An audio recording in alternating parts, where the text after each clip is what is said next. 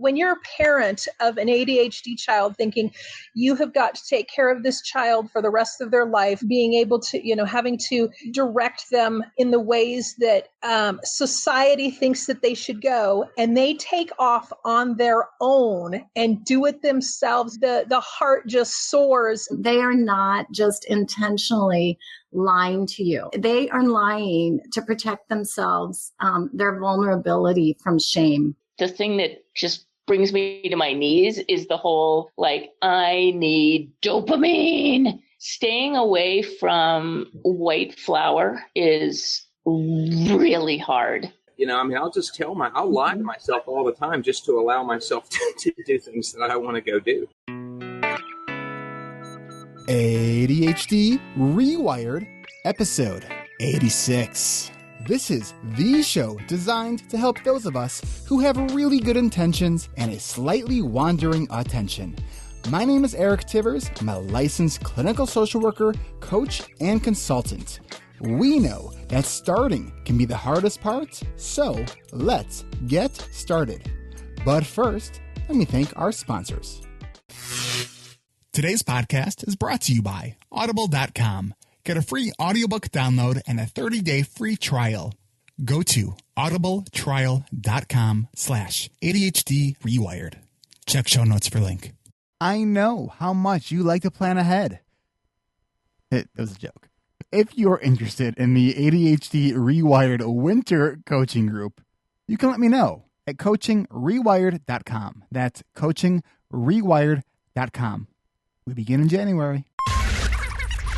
Right now, the date is October 13th, 2015. My name is Eric Tivers. This is the ADHD Rewired podcast, and we are doing a bunch of live special events this month for ADHD Awareness Month, which is all October.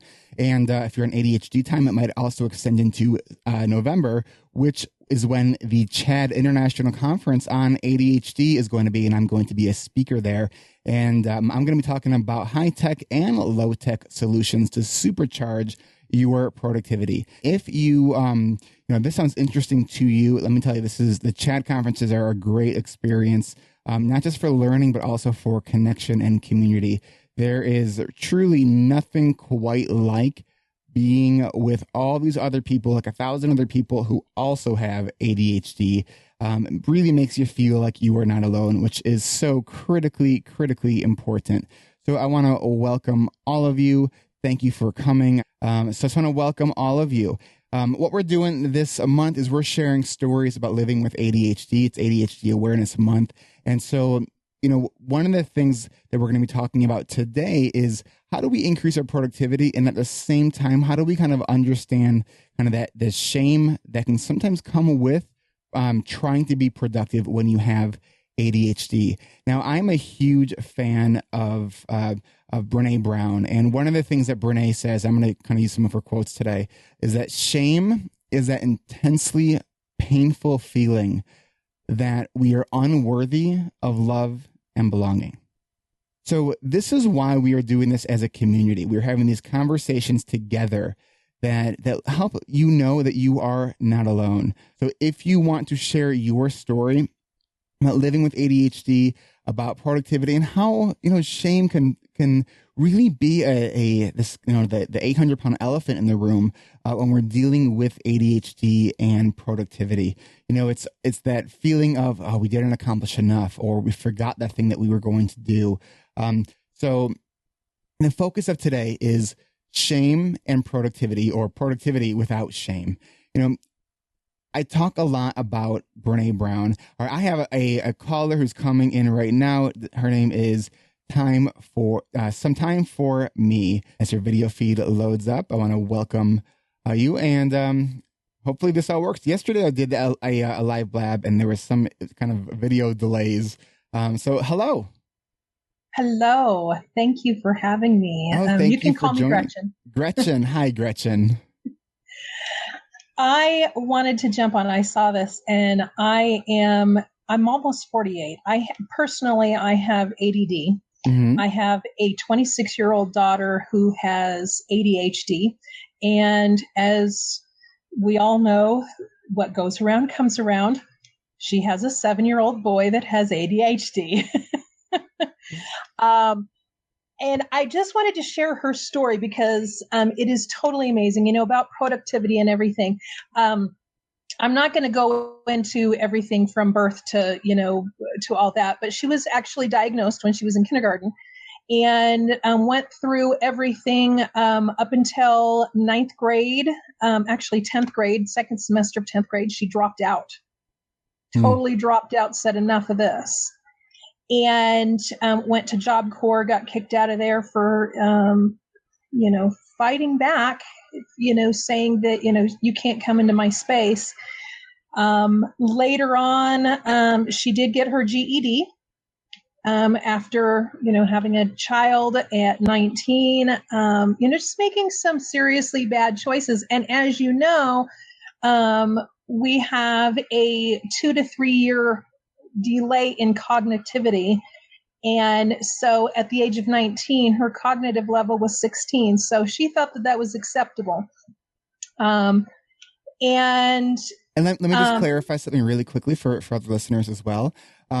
That 2 to 3 year delay is accurate, but not necessarily in cognition. It's in our executive functions. So the planning, the organizing, the task initiation, just kind of that maturity level is about 2 to 3 years delayed. She went to a program here in Wyoming that dealt with single mothers.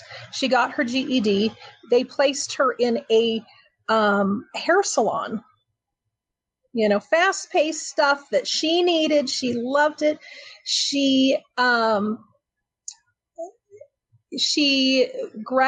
to beauty school. She graduated from there, and then now it'll be 2 years that she's been at the same job at a hair salon, and she is. I mean, you go That's from great. You go from ground zero all the way up, and that, I mean, you think when you're a parent of an ADHD child, thinking you have got to take care of this child for the rest of their life, being able to, having to direct them in the ways that society thinks that they should go, and they take off on their own and do it themselves. You don't know how, the heart just soars and says, I don't have to do this. Yeah, and what you just said too reminds me of a Brene Brown quote, and when she's talking about authenticity. And so she talks about authenticity as a daily practice of letting go of who we think we're supposed to be and embracing who we are. Right. And I do not have any worries for her. I do not have any worries for my grandson. I'm on top of the world thinking that, when she was diagnosed when she was 5, I thought, oh my gosh, what am I doing? I don't know how to do this. And now with my grandson, I know what to do. And it's just let him be who he is. Love him for who he is and all the energy and total distraction that he, brings to our life, and let him be. Well, thank you so much for sharing that. I think that sometimes it's hard for parents, especially when if they don't have ADHD, or maybe even sometimes when they do, because they know how hard things can be, to know that they're, what's going to be in store for them in the future. And we see when kids are struggling, all those kind of worries and fears kind of kick in. And I think, when we look at worry, I think that's creativity's dark side. It's like, it's imagination of all the things that could possibly go wrong, but probably won't.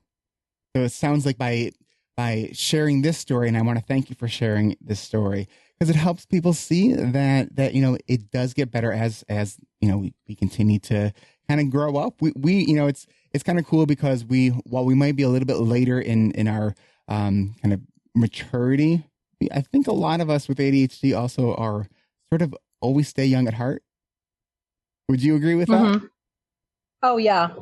And for 26 years, I mean, I have seen so much go through the medical industry with different things going on for children and adults. And I have never myself been medicated, but, I I learn things and we have to do things differently. Right now, I mean, just talking to you, I have, and you do it, you're probably doing the same thing if you're ADHD. You have got these a million thoughts just coming to the forefront of your brain that are screaming to come out, but you have to stay focused and you have to stay, it is so hard. It is so hard. And to teach my grandson and my daughter, slow down. It's okay. Not everything has to come out all at once, and that's where we have, I totally love the name, the, ADHD Rewired, because we have to rewire everything and really slow down. Even the thinking pattern for us is phenomenal. I mean, I think that sometimes I may have the cure for cancer that I can't even get out, It's in there. It really is. Something is in there. Robin Nordmeyer says, it's such a great story. I too went through the same scenario with my own daughter. Patience, love, advocacy, and support can conquer a whole lot and help them be who they are authentically meant to be in a positive way. Thank you, Robin, for sharing that. And I want to invite you or anybody else to also, there's an open seat. I want to invite other people to also share their stories. That's what this month is all about, is people sharing their stories to know that they are not alone. Because, again, to borrow from Brene Brown, who I think, if you don't know Brene Brown, you got to listen to her. You got to read her stuff, especially if you have ADHD, because I think she puts things into words that we probably have all been feeling, but does so in such just a profound way. And, she says the two most powerful words when you are deep in struggle are me too. And so that's what we are doing here, is we are giving people that me too experience, knowing that letting people know that they are not the only ones going through this. And I think it takes a lot of courage to share your story. But I think it's harder to not share your story. It truly is, and I don't know your audience, but after 26 years, let me say one thing: never give up hope. I love it. I love it. Absolutely. Because there is so much to us. And I'm not saying that I'm saying that I have ADD. I'm not saying I have ADHD. And so I'm lumping up me with us. We have so much to offer, even though our energy level can be through the roof. We have so much to offer. And let me just say, from an education standpoint, and you're right, we do have so much to offer. From a diagnostic standpoint, everything is now ADHD, which it's confusing. I know a lot of people, when they say I don't have ADHD, I have ADD. From a medical standpoint, you do have ADHD, predominantly inattentive presentation. It's way easier to say ADD. I totally get it. But I think it's important that we also understand like the language that we're talking about from a research perspective. So we're all talking about the same thing. Robin, I want to welcome you. How are you? Hi, I'm great. Can you hear me okay? I can hear you great. Thank you. Thank you for joining us. I haven't done this blab thing before, so this was really fun, Eric. I was glad I saw your pop up and it's like, oh, I'm going on. I'm going to say hello and just experience what this is all about. I love everything you're talking about. As I said, I do have a similar story. I think one of the best things you can do is try to find a way to counter some of those limiting beliefs and counter the shame.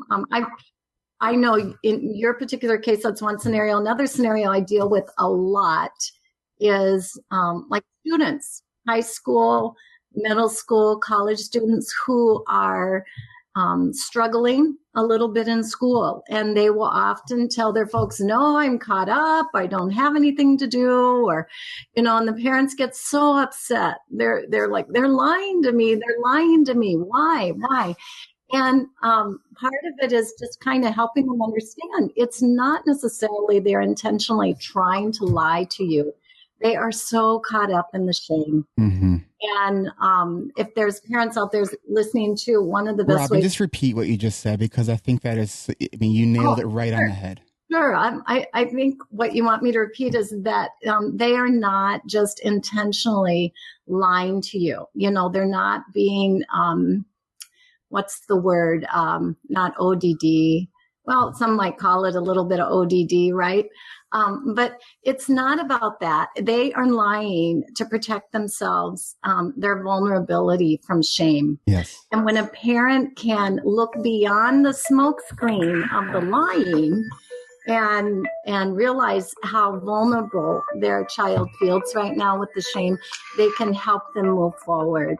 That is so true. When I was in high school 30 years ago, I was very shy, and I didn't want people to know that I had a disability. And I would always say, I don't want to do this. I don't want to do this. But when I got into college, and I was struggling.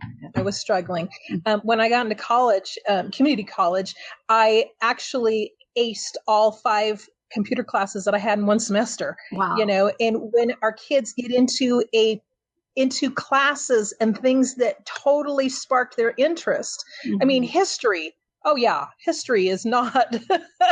it's a must-have, but it is not one of the ones that the kids really want to do. Mm-hmm. If they're into computers, oh my gosh, they will excel beyond belief from day one. They will have an A. They will have an A in wood shop, metal shop, pottery, you name it. If it's a hands-on, because that's what we are. We are hands-on people. We've got to learn, And I think too, it's not, yes, there's a lot of people with ADHD who are kinesthetic learners, but it's about interest. And that's part of what can be kind of mysterious for people who don't quite understand ADHD is how is it that you can focus so intensely on this one thing, but you can't do this other thing? And it has to do with interest and our intrinsic motivation. And that's not a character flaw. That is neurological. And that is part of what ADHD is. And I want to go back, Robin, to what you were saying too about the lying and shame. And there's 2 questions that I really encourage parents to not ask their kids, because all it's doing is encouraging their kids to lie. And it's, why did you do that?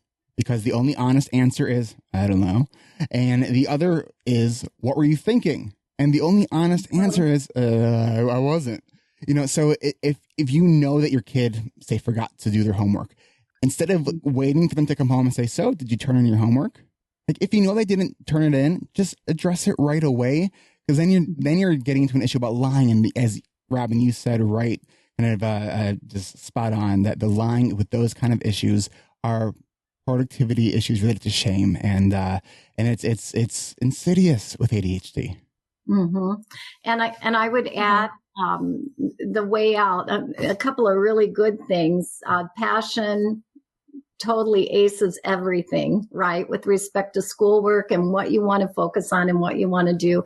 And then there's those things that are just harder, and just chunking them down into really small steps on how we can get caught up, and how we can work together, partner together to pull ourselves out of the hole we're in when we're behind in school, and show them that it can be done and that they are quite capable. They are quite worthy of excelling and doing so well. You mentioned the word worthy, and that idea that worthiness has no prerequisite. Again, something borrowing from Brene Brown.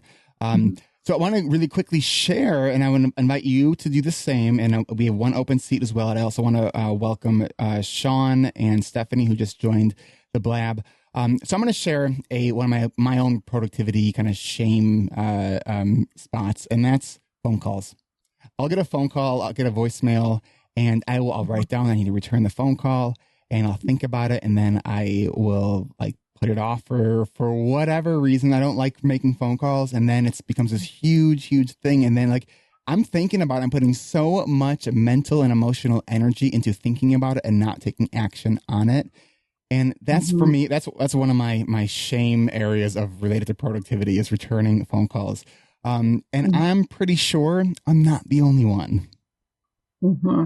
Oh, no, I have a story. I love piles. I don't know about other ADDers, but me with ADD, I love piles, and they bring me to shame. And I have to remind myself, hey, no, I'm doing the best I can. And when I recognize I've created a pile of clothes up in my room or a pile on the kitchen counter, I just have to take a deep breath and say, you know what? a pile is a pile, and I'm just going to work on 10 things off that pile right now while I'm walking in this room. And I'll work my way through it. And then I'm so proud and so happy. And I counter those feelings that I had about that whole pile in the first place when I just take a little baby step towards getting somewhere with it. So that's my story. With those piles, we are the only ones that know what's in them. Yeah, don't touch my pile, right? Do not touch my piles. Yes. I mean, I can imagine where something is within a pile, and it's amazing. But then if I put it away in a place that makes sense, I can't find it. Right. Right. Yeah. And, I think it's good to be vulnerable and have these things. Eric, you talk about yours and you talk about yours and it's like, it's okay to be vulnerable and not be perfect. We have to remind ourselves nobody on earth gets to be perfect. And perfect is a dirty word. Yeah. And I think too, even like as a coach, it makes it even so much better that I have those vulnerabilities too, because I understand and I have compassion and I can help walk them through it when they get stuck too sometimes. Yeah. Would you agree with this quote by Brene Brown? Because I do. She says, "There's nothing more vulnerable than creativity." And I think about, when we have to come up with solutions for being productive, we often have to think of a lot of outside the box solutions. And sometimes, having to explain those to others does require some kind of vulnerability. I know for myself, if something is on my calendar, it happens. So when someone is trying, like even on my voicemail, someone calls me, I strongly urge people who leave me a voicemail to just schedule something with me on my online calendar. I have an option on my calendar for a 10-minute phone call. So, and I've asked friends to do this and, helping them understand this is not personal. I want to talk to you. My brain has a hard time shifting. And if I could see it's coming up on my calendar, that call is going to happen. And 99% of the time, I'm going to call you right at the second that a time is going to happen. So it's like, that's what works for me. And I think that vulnerability piece is asking someone to say, here's who I am. And I hope that you're okay with this. And if not, I'm okay with that too. But maybe that relationship isn't going to be so strong then. I have a couple questions that are popping up. I also want to welcome Accurate Tax, and I want to let people know there's a seat still open that we're sharing stories about productivity without shame. So Sarah Taylor says, let's see, the question is, they claimed I had ADHD, but when I started working out, didn't have it anymore. This happened to many of my friends. I think ADHD can be managed without meds. So, Sarah, for some people, ADHD can be well managed without meds. And I look at exercise as one piece of the pie when it comes to the treatment for ADHD. ADHD is on a spectrum. There are people who have, more mild ADHD. Doesn't mean it's not impairing. It's just, but I've worked with people who have very, very severe ADHD. And it doesn't mean they're hyper. I mean, I would say a pretty moderate level of ADHD, but I take medication. I've read like every book there is. I've gone to many, many, many conferences. I take medication. I exercise. I am constantly like in the how can I improve this system mode. I'm always asking myself, how is this working for me? We know the research says that medication works for somewhere between 70 to up to 90% of people. It also means that 30% of people, it might not work for. And medication is not the panacea. It is not the silver bullet. So for me, I take medication and that makes a huge, huge difference. But I still have a lot of work to do and I still struggle with stuff. So, it makes a huge difference in my life, but it is nowhere near the answer to all the challenges that I have. But what about for you guys? I know that you said that you don't take medication, right? And remind me, Renee, I'm sorry, because you have a handle. I don't take any medication, but I do exercise daily, and I do other things. Diet is a huge thing for me. What goes in, has to come out, and sometimes it's through the thoughts and everything and, fuzzy brain and all of that stuff. But yeah, I don't take medication. I don't think that I ever would if I was even, told to, because there's other options. And there are, and I think a lot of people too, and here's, I Now, I have strong opinions about stuff, and since it's my show, I can share my own opinions. And my opinion is, if you're struggling, try medication. It doesn't mean that it's going to work for you, but I think to not try it just because of you don't like the idea of taking medication, I think is very limiting. And I think that it can limit a lot of opportunity for real change. We try so hard, and one of the things that I think is one of the shame triggers for lots of people with ADHD, when someone tells them, just try harder. And it's like, well, if you even realize how hard we are trying, so I look at medication as like glasses for the brain. It kind of levels the playing field. And if, I just think that a lot of people are afraid of medication, and it's often based on misinformation. And so I think when people have the facts, when they have this good science-based information, and there's lots and lots and lots of it out there. ADHD is actually one of the most well-researched disorders in all of mental health and psychiatry. We have data going back to the 1940s that show that stimulant medications, which are the frontline treatment for ADHD, are safe and effective when used and prescribed as directed. So I would encourage people, if they are struggling, to try the medication. It doesn't mean it's going to work for you. It doesn't mean the first one is going to work with you. A trial of medication is just that. Right. But most people can get a positive treatment response within the second to third trial of medication. And for most people who do it, it can be a life-changing experience. I bought my plane ticket. My hotel room is booked. I'm registered for the conference. What's left? I have to finish my presentation. I have plenty of time. Wait, no, I don't. Okay, don't panic. I have most of it done. I just have to tweak a few things and completely rewrite my introductory story to reflect the latest insights that I've been swimming around in my head. I'm going to get back to working on my presentation in just a moment. In the meantime, if you haven't registered for the conference yet, it's November 12th through the 14th in New Orleans, the Big Easy. And look, I know some of you might be thinking, I can't afford this conference. It's $240 for the conference, and it's probably going to be at least a couple $100 for airfare, unless you drive, and then the hotel, although it could be cheaper if you split it with somebody. I think you can do that on the website. But either way, that's going to be like a couple $100, and it could all total up to $700 or $800, or maybe even more. But it's not like that supersonic gumball machine that you ordered last year on a whim, by the way, which I think was awesome. This is an investment. You could spend a year reading all the books that have been written by all the speakers who will be at this year's conference, or you can come see them present and talk to them, and who knows, maybe even have a drink with them. You could wait until the conference is over and buy the audio afterwards, but let's get real for a moment. What are the chances that you will actually get yourself to sit down and listen to this on your own? I mean, maybe you will, and if you do, great, because I would recommend it. The past audio for past conferences is also on the website, so I would check it out.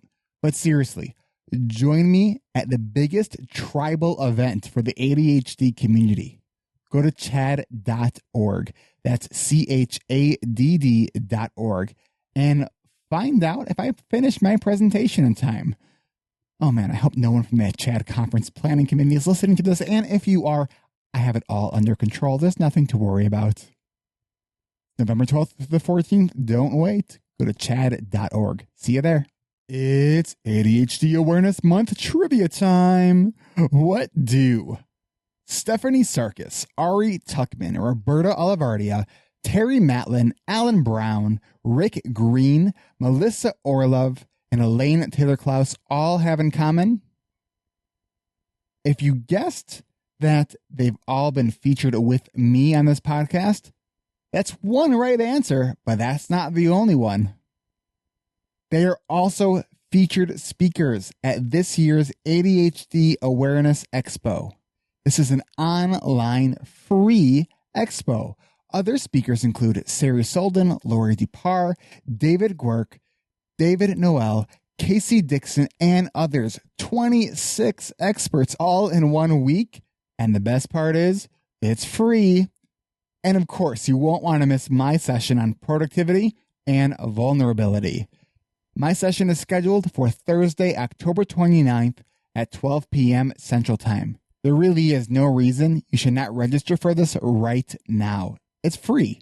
Go to ADHDexpo.com. That's ADHDexpo.com. And I'll see you there. AudibleTrial.com/ADHD Rewired for your free download. Trial.com/ADHD Rewired. Trial.com/ADHD Rewired. Go to audibletrial.com/ADHD Rewired for your free audiobook download. Get a Zoom room.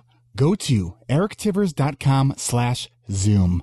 I use Zoom video conferencing for the ADHD Rewired coaching and accountability group. Zoom makes video conferencing fun and easy. Share your screen, collaborate with a whiteboard, record the audio and video. It's ADHD friendly. Go free or go pro, but go to erictivers.com/Zoom so they know that I sent you. That's erictivers.com/Zoom. My daughter, we started her on, like, I think it was Dexedrine back in 1995. And I think we went through about 6 or 7. And, back then parents, we do what we feel is necessary, not just for our child, but for our own sanity. And when she reached the age of 16, if you've ever tried to give a 16-year-old, force feed them a pill, it ain't going to happen.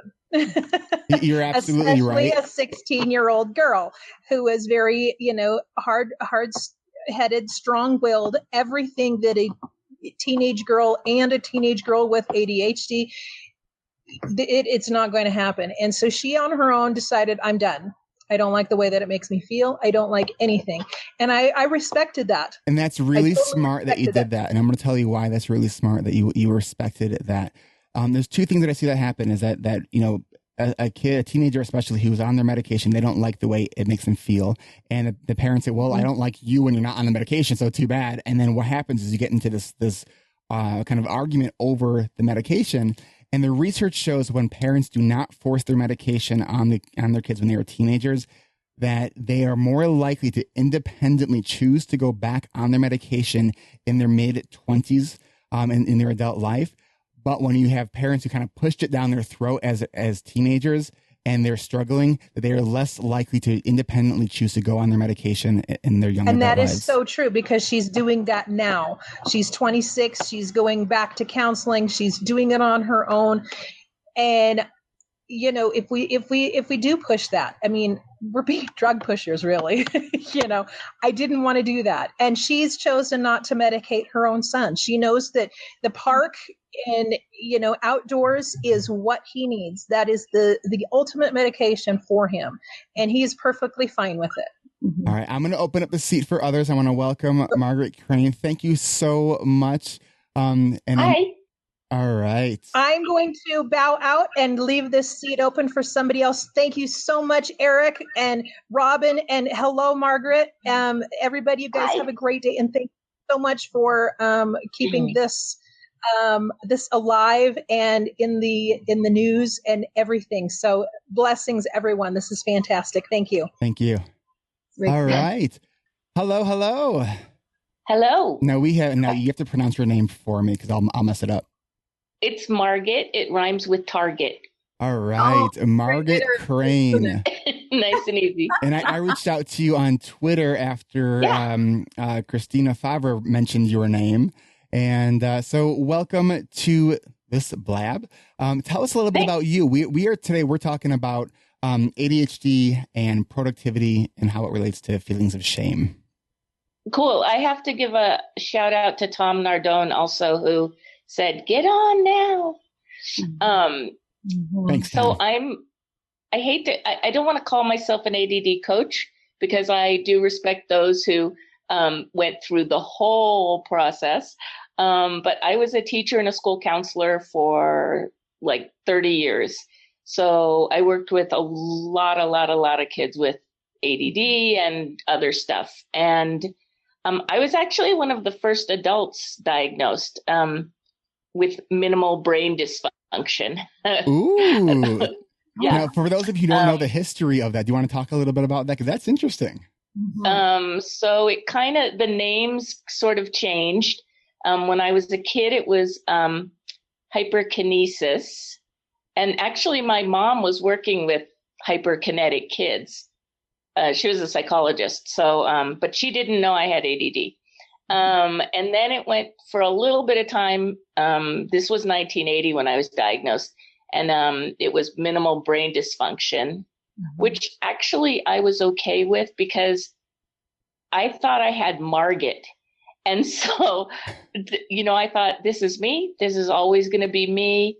I suck. I'm just always going to struggle. And then I found out, oh, okay, so there's a little malfunction. It said minimal, so I went as minimal as possible. And so I was relieved actually, because I never really got, that difference of people praising you and telling you like, oh, you're so smart, but you're not living up to your potential, kind of thing. And then after that, I think it was attention deficit disorder after minimal brain dysfunction, or maybe it went to hyperactivity and then attention deficit disorder. And then attention, like ADD was the catch-all phrase, and now ADHD is the catch-all phrase. So, and I'm sure in another 10 to 15 years, we'll have another name for it, hopefully one that more accurately describes it. I think maybe something like attention, motivation, regulation disorder or something like that. Or awesomeness. Awesomeness. Well, it's, I think, here's what I think. So, I know that there are people out there who think that ADHD is a gift. I'm not one of those people, and I'll acknowledge that. So I think that there are gifts that come along with who we are. I think that I do believe that the other side of impulsivity is creativity. I think that creativity is impulsivity gone right.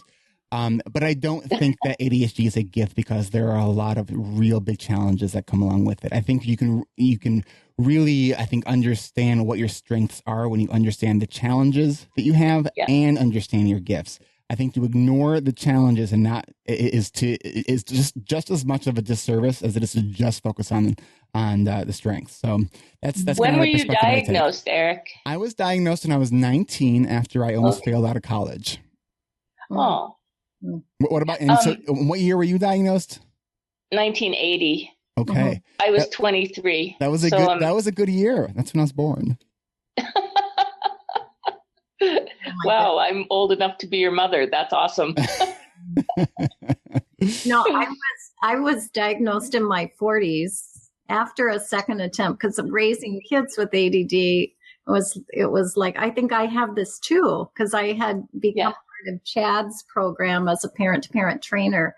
And I'm like sitting in class, listening to all this going, this sounds familiar. And I would say, I had to be that classic female growing up that was overlooked by the wallpaper person in the back of the room that nobody seemed to notice, willing to work extra hard, just to try to be competitive and try, but wasn't diagnosed until later. And I just said, no, actually, I've got all this information and this is me. This is exactly what I have. And it's not, just going back to that whole shame thing, it's not a shameful thing at all. ADD does have challenges. Yeah. I think the best thing, one day someone had told me, without this pill, I am nothing, right? And for me, it was like, oh no, so I'm a big advocate, medicine or no medicine, it's your choice. And I can't take it myself. Eric or Margaret, I can't take it myself because I react to it. But I've had to learn how to do things that work for me, that I'm wired to do well in a different way. And that's so important, is that you can take medication, and I'm kind of venting a little bit here, and it will level the playing field and help a lot of people out. but you still need to figure out how you're wired and how you can. That's right. So you avoid the things that create the shame, that try to bring that on for you in your life. Brene Brown says shame needs 3 things to grow exponentially in our lives. That's secrecy, silence, and judgment. And, so when we shine a light on shame, it diminishes. I mean, when we share our stories and someone can say, me too, that's the antidote to shame. Yeah. If you want a high dose, a potent antidote, what I would suggest is going to the CHAD conference that is coming up. And I just posted a little banner there, and there's a link on the side. That's this year's conference. It's in New Orleans, November 12th through the 14th. You can register now. I'm going to be speaking there. My presentation is high-tech and low-tech solutions to supercharge your productivity. But I'm also going to be talking about shame as well, because I think that we have to have this conversation about shame when we're talking about productivity with ADHD. It's the reason it's such a hot issue, because we all want to know how to be more productive. And I think that one of the most important things that we can understand is people with ADHD who are trying to be more productive, who are struggling sometimes with being productive, is that we need to let go of productivity as self-worth and exhaustion as a status symbol. And again, this is all stuff that's coming from Brene Brown's work. And I just urge all of you to, if you have not, explored Brene Brown's work, do yourself a favor and give yourself the gift of Brene Brown. My listeners know that I'm slightly obsessed with her, because she puts language to stuff that it's been in my head and I didn't even know it was in my head, but I felt, but she describes so accurately. And one of the things too that people know who listen to the podcast is I pair up with Audible, and since people listen to the podcast, they also like audio. They can get a free audiobook download at audibletrial.com/ADHD rewired, and I'll actually post a link to that in the sidebar here. And one of the best books to start with is one of her it's like a 6-hour workshop that she gave, and it's called The Power of Vulnerability, and it's life changing. Her work is truly been life-changing to me. I spend so much work helping people improve their productivity, and when she talks about these 10 guideposts for wholehearted living, and one of the things in her guideposts she talks about, we have to let go of productivity as self-worth. And when I heard her say that was like, it was kind of like a punch in the gut, because she was so right. And and I think that's where a lot of our perfectionism also comes from, is that we think that we have to be perfect in order to kind of have that validation of what we're doing. And we have to really kind of wrestle with that notion that, there is no prerequisite for worthiness. And no matter how much we get done or don't get done, we have to know that we are enough. I'm going to post that link. I'm trying to multitask and talk at the same time. Not an easy thing to do. I'm impressed with you. I'm like, there's a Twitter feed. There's stuff on this side. It's like, sometimes I do it better than others. Sometimes it's like, oh God. But I'm doing okay today. I tell you, sleep is a big one for me. So when I'm doing okay with my sleep, I can do this. When I'm not, that's another story. So I want to invite anyone else who is interested in sharing their story. Now, Margaret, let me ask you this: is there because we know that when we share our stories, shame can't survive. Do you have something that you feel sort of you have shame about that you'd be willing to share? Okay, say that again. Shame about ADHD or shame about anything? Shame about something related to kind of productivity, as it relates to your ADHD. I shared earlier that one of mine is Tom Nardone says, "Shame yourself, Margaret." One of mine is that I sometimes struggle with returning phone calls in a timely manner. I see. So, shame. I'm not like a big fan of shame. Well, nor am I. Or the word. We're going to have a great conversation, Eric. I'm going to have Margaret on. ADHD is a gift, and I don't believe in shame. This will be awesome. Okay. So I'm trying to think. And Tom Nardone says that he has no shame, and that is shame. He's pretty funny. All right. So I think the thing that just like really gets me, like the thing that just brings me to my knees is the whole like I need dopamine. And so I'm usually I think white flour is God's gift to the world. Like give me, like if I'm on a desert island, I don't want chocolate. I want like bread. Bread would be awesome. So and I know, thank God. I mean, see, I'm so happy that when there's a theory about me, like I'm super happy. Oh, that explains it. Instead, because I will, if there's something I can't surmount, I'm like, oh, it's me. I'm morally defective. So staying away from white flour is really hard. It's really, really hard. I really love crappy food. And I'm right there with you, and it makes me feel like crap, and yet my brain has a hard time remembering, oh, every time I eat crap, I feel like crap, but it tastes so good. Yeah. Oh, and as you get older, Eric, just let me say, you will feel more crappy. You can get away with a lot less. Like seriously, if I have bread, my knees are so sore, my shoulder, it's ridiculous. Like I move like ow, like that.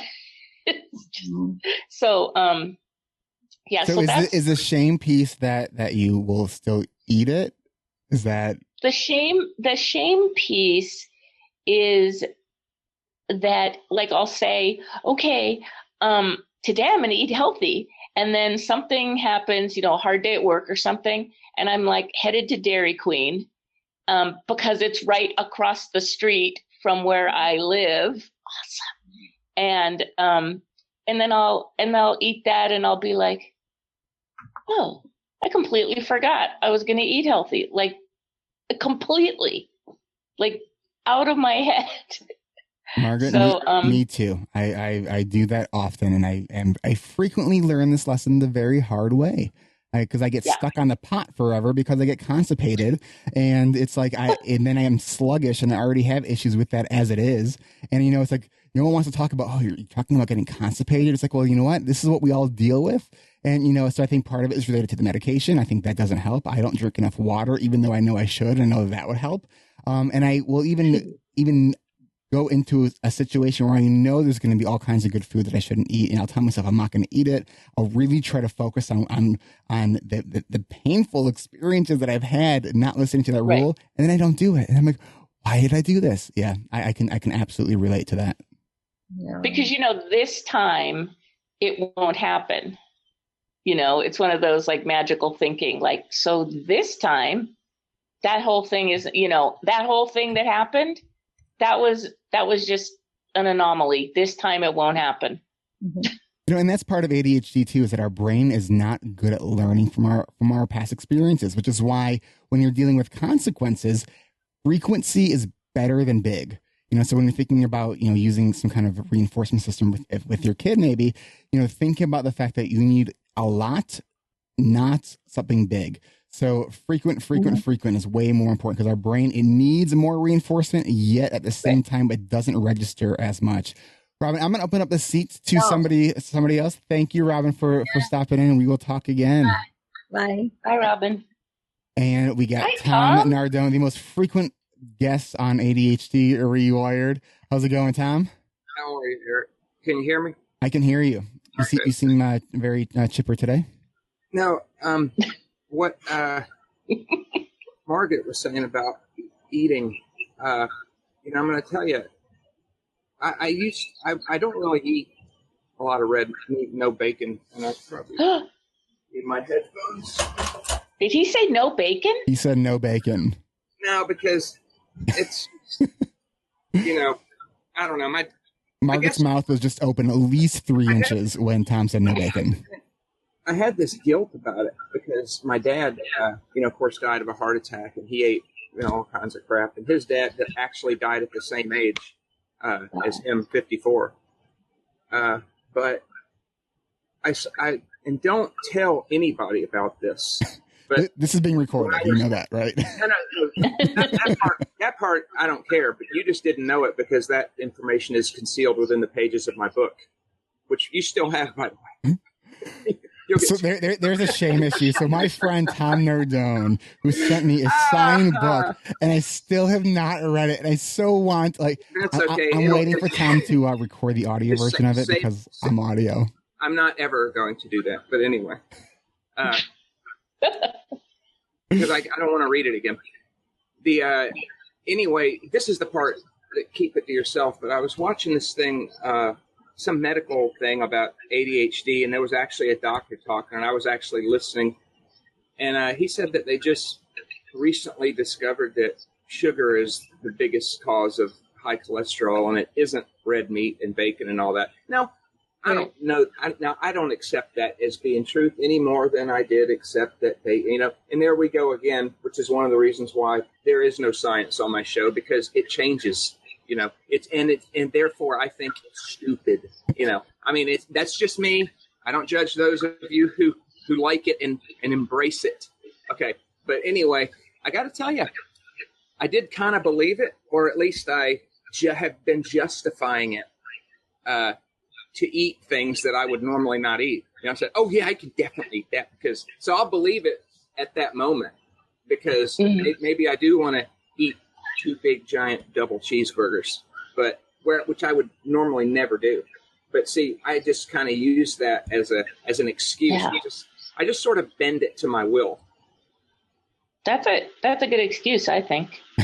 Like that's totally legitimate. But what you're talking about is I just it's weird. I mean, at the moment I do believe it. I mean, I'll lie to myself all the time just to allow myself to do things that I want to go do. So or maybe, oh, you know what? I didn't even eat all day yesterday. That means today I can go out and eat a half a gallon of ice cream if I want to. Out of the box up here in my man cave if I want. And then deny you did it. Huh? And then deny you did it. No, I'm okay with it. I don't even have any guilt about it. I mean, I am sold. I mean, I can't. It doesn't always work, but sometimes I can sell myself to the point of no guilt or shame. Tom, and you mentioned something too that I think is an important point. When we talk about science and how information changes, I think that we have to look at. I think a lot of people want certainty, and certainty does not exist. Okay, so we have to look at the idea of this is what we know to the best of our knowledge, and there's a lot of information about the science out there. Now, with nutrition, I think there's not as much science out there on nutrition as we would like. There's not, because it's hard to control for all of its other variables. But I think that we're learning more about it, and yes, it keeps changing. And so I think to dismiss all of it because it keeps changing, I think is also saying that until they can be 100% absolutely certain, I'm not going to listen to anything that they say. And certainty doesn't. Weren't they certain, Eric? They did publish it in writing and teach people this in universities and act upon these beliefs when they treat people that have medical conditions. Weren't we convinced? I mean, weren't we sure? Well, here's one of the issues, and I can see a rant coming on. So hang on, and myself. So go, man, because I have to work today. I got a rant real quick. Okay, so here's one of the issues. It has to do with education. What are we doing in education? We are teaching kids facts. We are not teaching kids how to think. We are not teaching kids how to be critical thinkers. And I think one of the issues is, and this affects how we receive information in the public domain. So instead of when you see the article that says, study shows blah, blah, blah, it's like the average person has not been trained to look at that headline and critically analyze what does that mean when it's a study says, because our education system is teaching people how to take tests and not how to be a critical thinker. And I think that is one of the biggest challenges that we have in education. We are teaching kids what to think and not how to think. So I think that a lot of that has to do with just our understanding in the general public of what science is and how to interpret science, because a lot of people will take what they see at face value. You know, there are articles that I've seen that say, well, studies say it's a single case design, meaning one person, and it's written by the person who did the study. And to me, that is something it's interesting. That might suggest that we should do a lot more study, but that is not science. Okay, that is a single case design, which, you know, I see a lot of like chiropractors will say, you know, the study shows, you know, it's like chiropractors who claim to treat ADHD, and I'm not the only person that believes this. I believe that are should be sued for malpractice, because what they are doing is they are selling BS.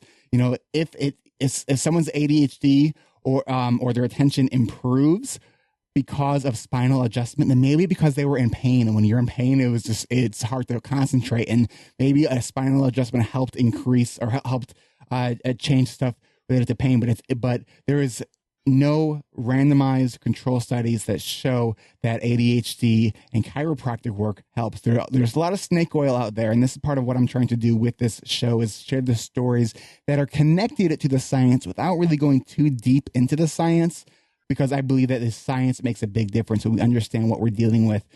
It makes sense. It normalizes a lot of the experiences that we have.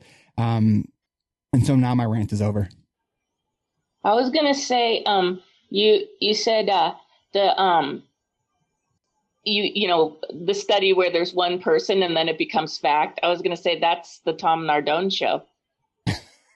But I love the Tom Nardone show.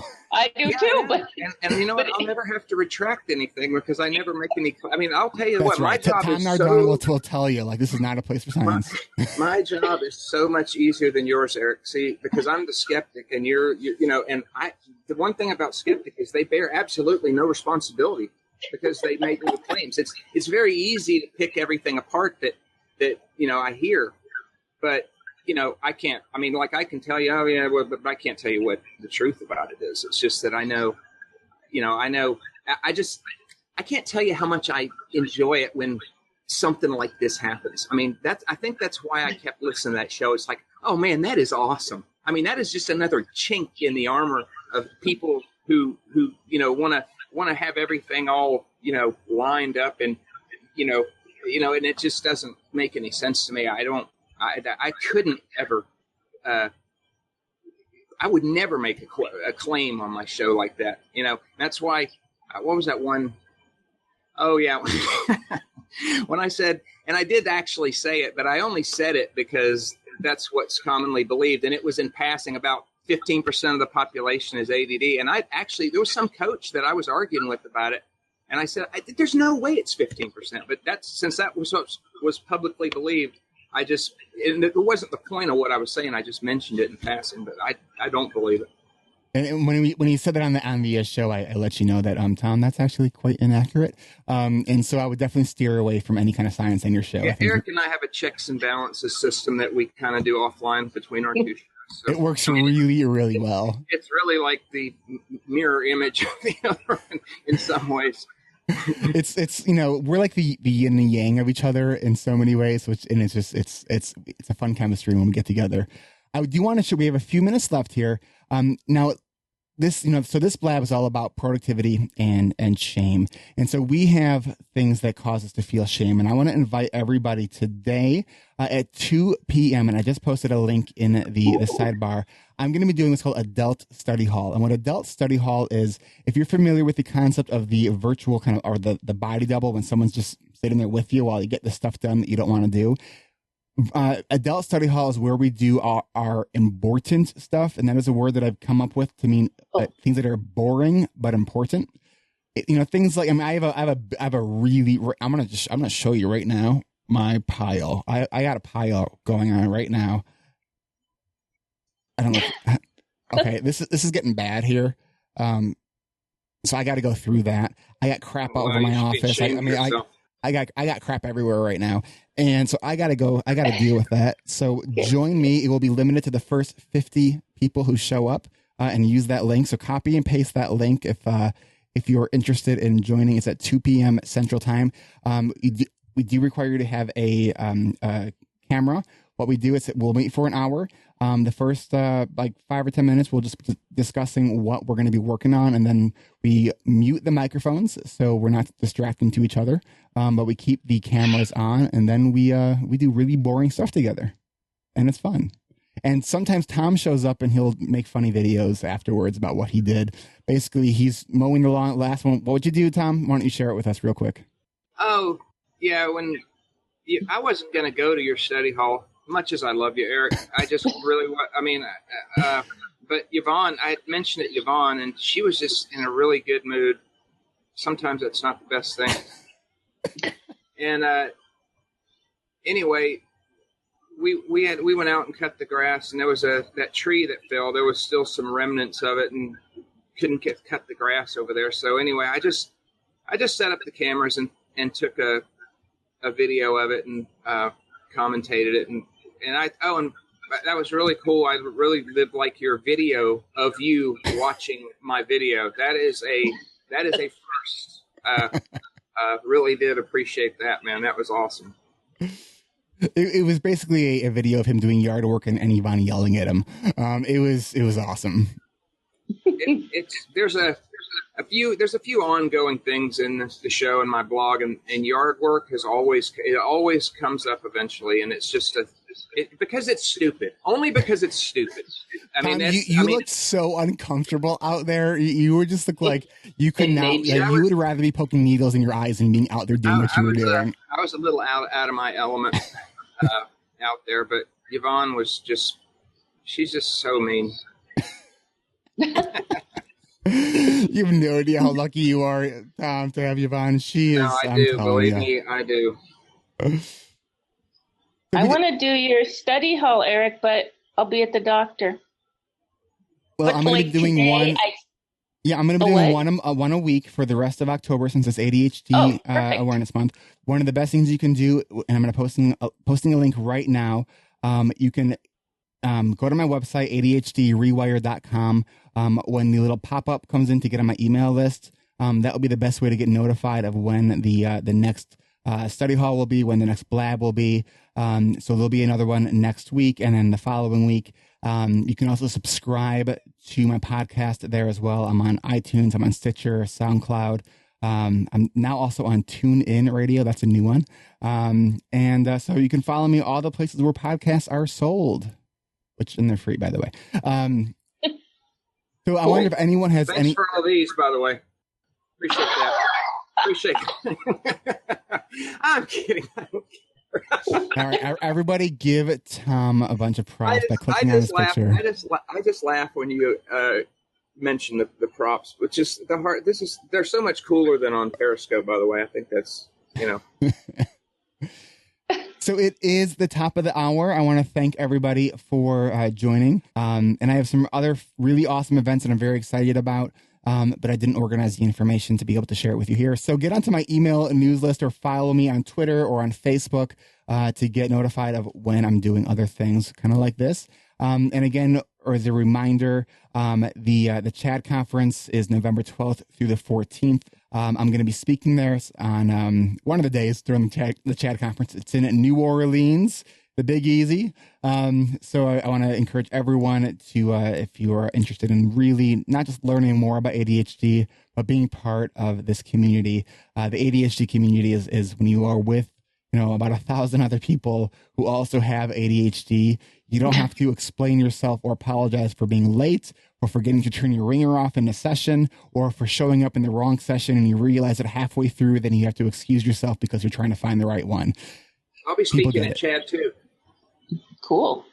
I mean, to anybody that wants to talk to me.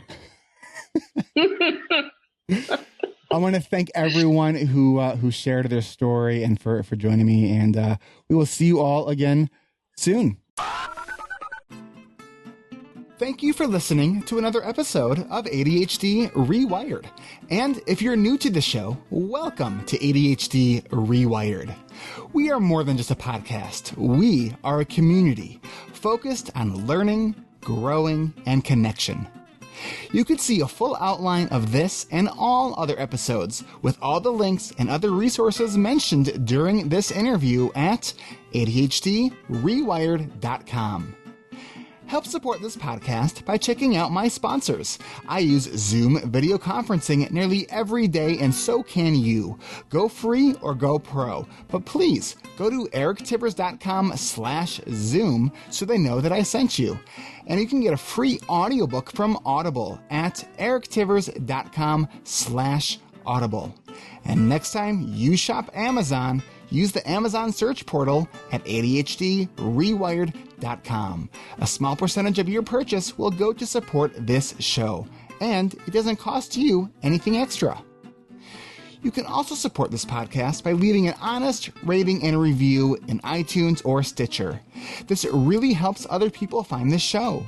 And don't forget to hit subscribe so you never miss an episode. Don't just be a passive listener, be an active member of the ADHD Rewired community. We are on Facebook. You can like our page, but please submit your request to join our free and growing community. And don't forget to check your other inbox, because I screen everybody before they come into our community. Looking for a coach? If you're still listening at this point and you answered yes, come to my website at ADHDrewired.com and schedule your free 20-minute consultation, or call me at 224-993-9450. Is your school, business, or organization hiring speakers? I provide fun and engaging presentations full of practical solutions that both educate and entertain. Hire me for your next professional development day or corporate training event. Go to ADHDrewired.com/talks. Thanks for listening. I'll catch you next week.